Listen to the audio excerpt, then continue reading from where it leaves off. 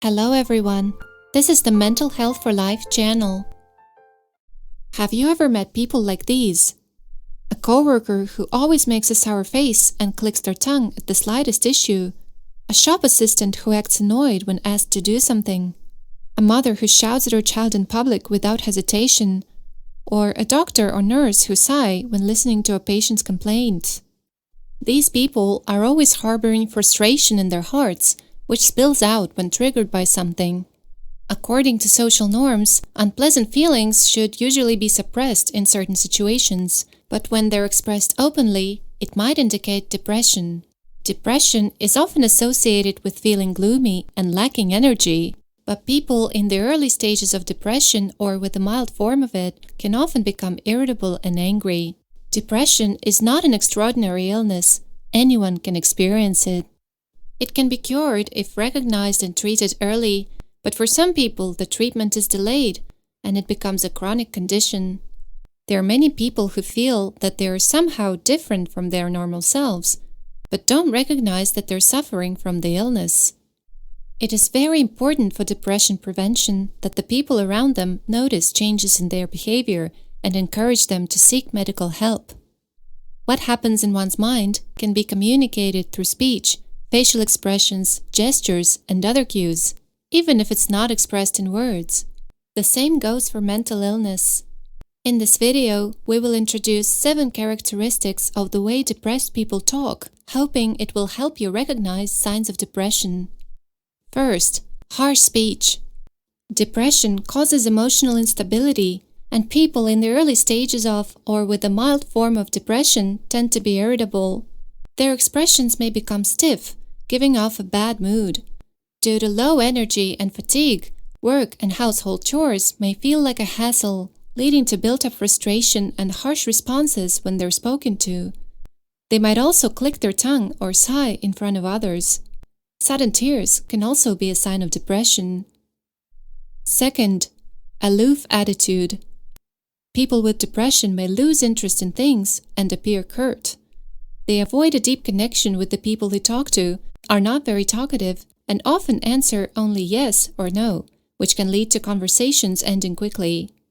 They seem eager to finish the conversation, which can be misinterpreted as a sign that they're in a bad mood. Third, talking to oneself more. Talking to yourself more can be a sign of various mental illnesses. In depression, this often involves negative words, such as, "I hate this," "so stupid," or "I wanna die." People may blurt out these words in places where no one is around, such as in the bathroom, in the bathtub, or while walking, so that others cannot hear them. However, if someone talks to themselves as if they're having a conversation with another person, it may indicate schizophrenia. Such talking involves auditory hallucinations and is not a symptom of depression. Fourth, tiredness. Depression is an illness that drains one's life energy. As it progresses, one's voice becomes quieter and weaker. They talk less and speak in a mumbled manner.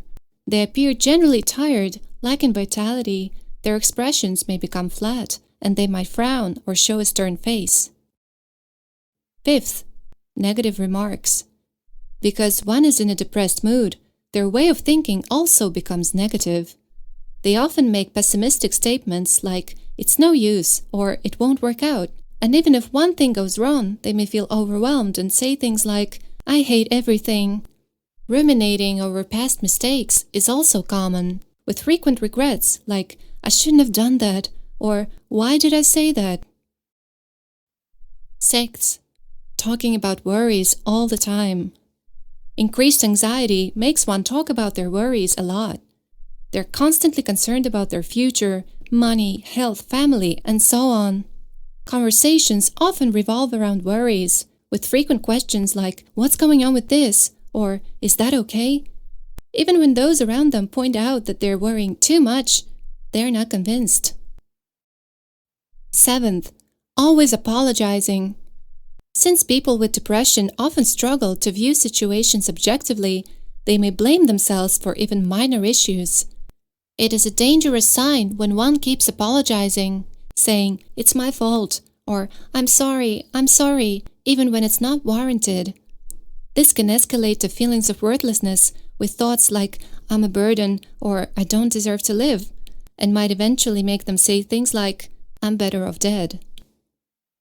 People might avoid someone with these signs, thinking they're just in a bad mood, or they might be scolded for not working seriously.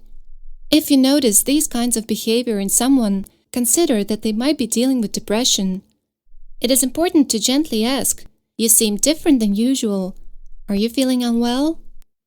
Elie Wiesel, a Nobel Peace Prize laureate and Holocaust survivor, said, the opposite of love is not hate, but indifference. Ignoring changes in family and friends isn't helpful. Showing consistent concern can help prevent mental illness. This was the Mental Health for Life channel.